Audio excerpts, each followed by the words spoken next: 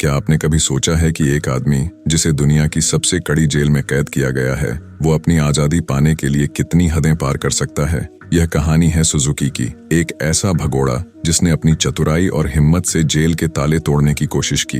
हर बार वह पकड़ा गया, लेकिन उसका असली लक्ष्य कभी नहीं बदला, अपने पिता से मिलना।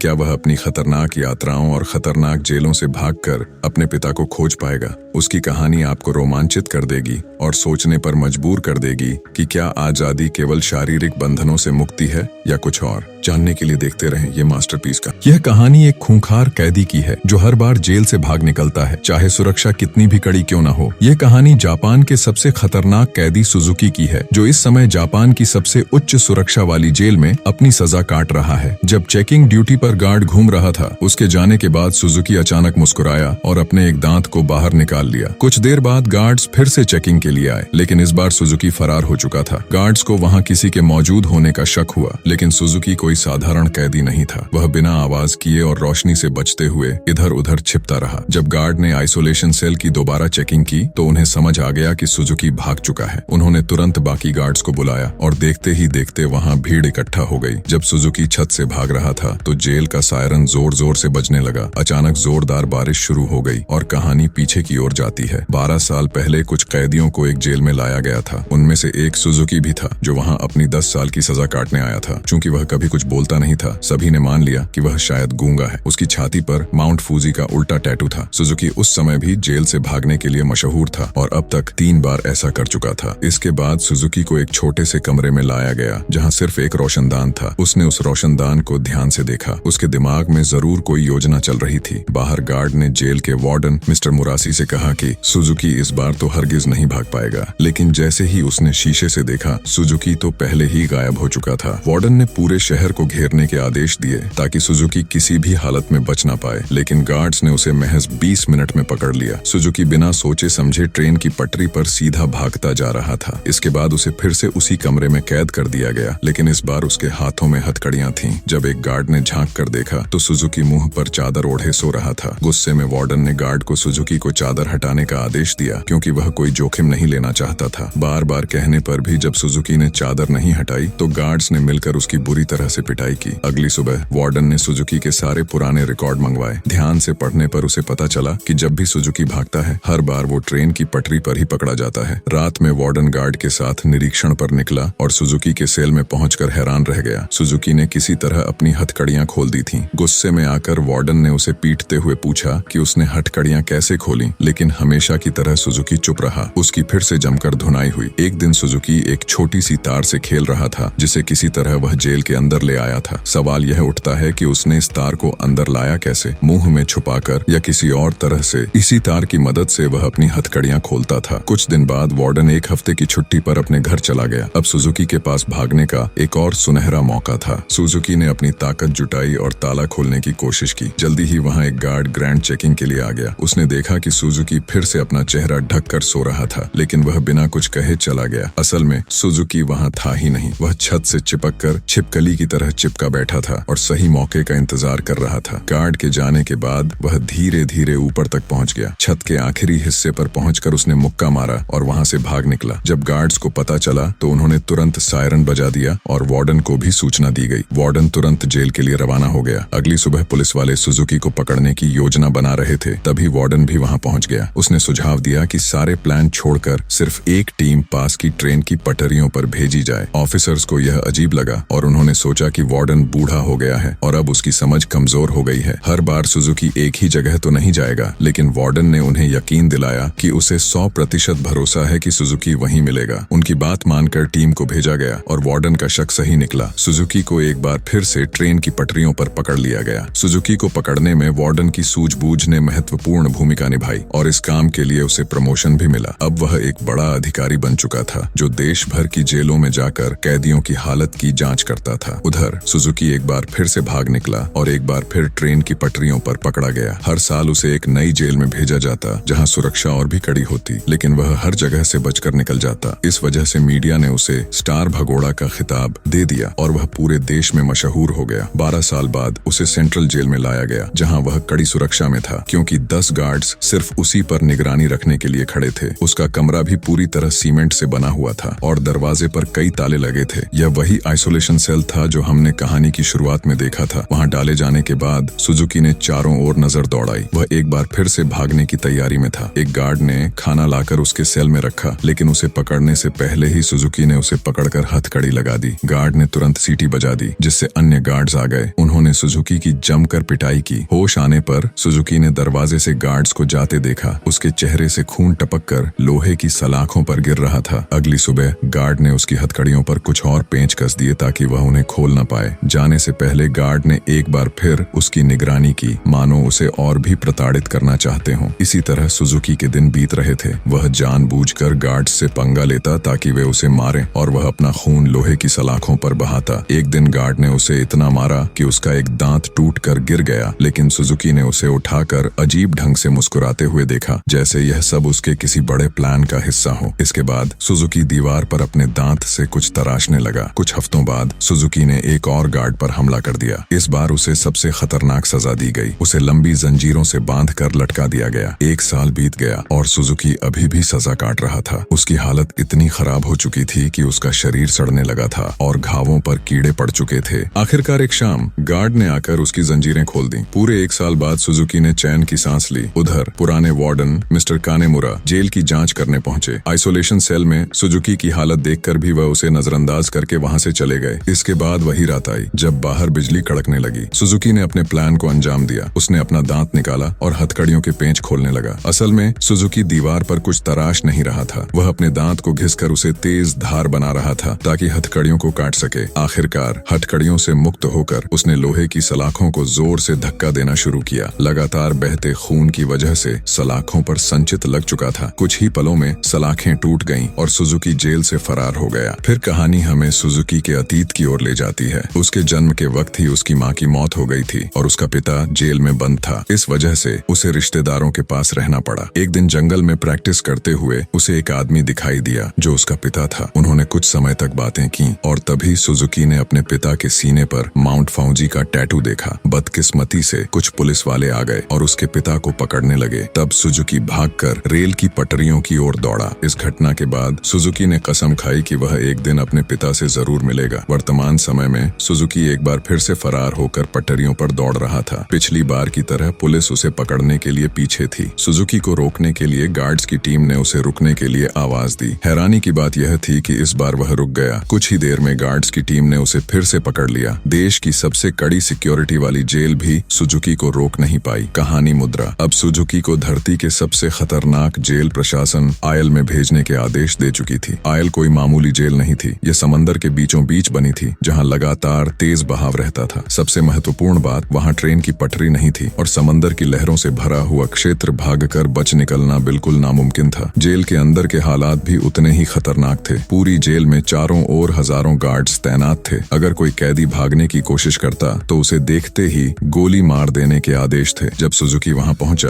तो उसे तुरंत उसके सेल में बंद कर दिया गया। यह कोई सामान्य कमरा नहीं था। यह तो एक तरह का पिंजरा था जिसे सुजुकी के शरीर के चारों ओर ऐसे जोड़ दिया गया था कि वह भागने की सोच भी न सके। उधर कहानी मुद्रा जेल की लाइब्रेरी में जाकर सुजुकी के बारे में जानकारी निकालने लगी। उसने कुछ पुरानी फाइलें खोजी जिन्हें वह पढ़ने लगी। फाइलों में सुजुकी की भागने की कई कोशिशों का विवरण था और उसकी चतुराई को देखते हुए वह जेल के प्रशासन के लिए एक बड़ा सिरदर्द बन चुका था। जब सुजुकी ने ध्यान लगाकर खड़ा होने की कोशिश की तब उसे एहसास हुआ कि बाकी लोगों के लिए यहाँ से भागना नामुमकिन था। परंतु सुजुकी ने अपने अतीत के अनुभवों से सीखा था कि कभी हार नहीं माननी चाहिए। उसके मन में भागने की योजना बनाने का ख्याल आ रहा था और वह अपने समय का सही उपयोग करने की सोचने लगा। सुजुकी की चतुराई और उसकी इरादे मजबूत थे। उसने मन ही मन ठान लिया कि चाहे जो भी हो उसे इस जेल से निकलना है। उसकी योजना धीरे धीरे बन रही थी और उसे उम्मीद थी कि कहानी मुद्रा भी उसकी मदद कर सकेगी। अब बस उसे सही मौके का इंतजार करना था। सुजुकी के दिमाग में कुछ तो खिचड़ी पक रही थी। अचानक उसने अपने दोनों कंधों को डिसलोकेट कर लिया और उस छोटी सी जगह से सिकुड़कर धीरे धीरे बाहर निकलने लगा। एक कैदी ने उसे ऐसा करते देखा, लेकिन वह इतना नशे में था कि कुछ बोल नहीं पाया। उधर कहानी मुद्रा अपनी रिसर्च कर रहा था, तभी जेल के सायरन बजने लगे। हालांकि परेशान होने की बजाय जेल के वार्डन के चेहरे पर मुस्कान थी। उसे यकीन था कि यहाँ से बचकर निकलने का कोई रास्ता नहीं था। आज तो सारे गार्ड्स को एक कैदी को गोली मारने का मौका मिलेगा। मिनट तक वार्डन को समझाने की कोशिश की गई कि सुजुकी कोई आम कैदी नहीं है, लेकिन उसने सबकी बातों को नजरअंदाज कर दिया। अगली सुबह कई गार्ड्स ने बंदूकें लेकर पूरे आइलैंड में तैनाती कर दी। वार्डन अपने आदमियों को कुछ समझा रहा था कि तभी मिश्रा ने कहानी मुद्रा से कहा कि सुजुकी असल में अपने बाप को ढूंढने आया है। यह सुनकर सब हक्के बक्के रह गए और तभी सुजुकी की असलियत का खुलासा हुआ। दरअसल जो भी हुआ वह सब सुजुकी के प्लान का एक हिस्सा था। वह बार बार जेल से भागकर जानबूझकर पकड़ा जाता था ताकि वह आखिरकार अपने पिता तक पहुंच सके। आखिरकार सुजुकी अपने पिता से मिला और दोनों ने एक दूसरे को इतने सालों बाद देखकर खूब रोए। लेकिन बदकिस्मती से मिस्टर कहानी मुद्रा वार्डन और बाकी गार्ड के साथ वहां आ रहे थे,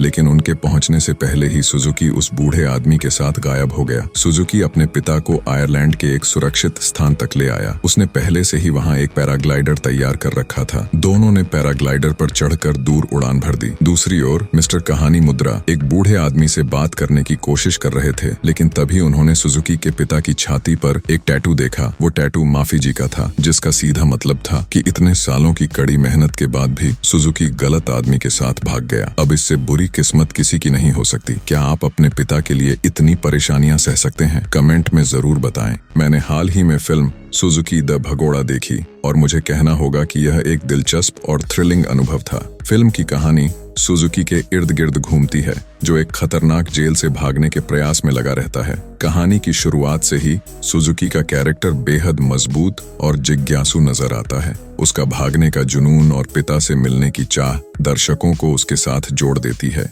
जेल की भयानक परिस्थितियों को अच्छे से दिखाया गया है और यह दर्शाता है कि कैसे एक व्यक्ति अपनी आजादी के लिए किसी भी हद तक जा सकता है। फिल्म में कुछ रोमांचक मोड़ हैं, खासकर जब सुजुकी अपनी चालाकियों से जेल से भाग निकलता है, लेकिन कुछ जगहों पर कहानी में थोड़ी अविश्वसनीयता भी देखने को मिलती है, जैसे कि उसका बार बार पकड़ में आना और फिर से भागने की कोशिश, जो कभी कभी थकाऊ लगती है। एक विशेष बात जो फिल्म को और मजेदार बनाती है वह है सुजुकी और उसके पिता के बीच का भावनात्मक बंधन। आखिरी मोड़ में जब उसे गलत आदमी के साथ भागना पड़ता है तो यह कहानी को एक नई दिशा देता है। फिल्म का निर्देशन अच्छा है, लेकिन अगर कुछ हिस्सों को और विस्तार से पेश किया जाता तो और भी प्रभावशाली हो सकता था। कुल मिलाकर सुजुकी द भगोड़ा एक मनोरंजक फिल्म है जिसमें एक्शन, ड्रामा और इमोशन का बेहतरीन मिश्रण है। अगर आप थ्रिलर और जेल ब्रेक स्टोरीज के शौकीन हैं तो यह फिल्म जरूर देखें।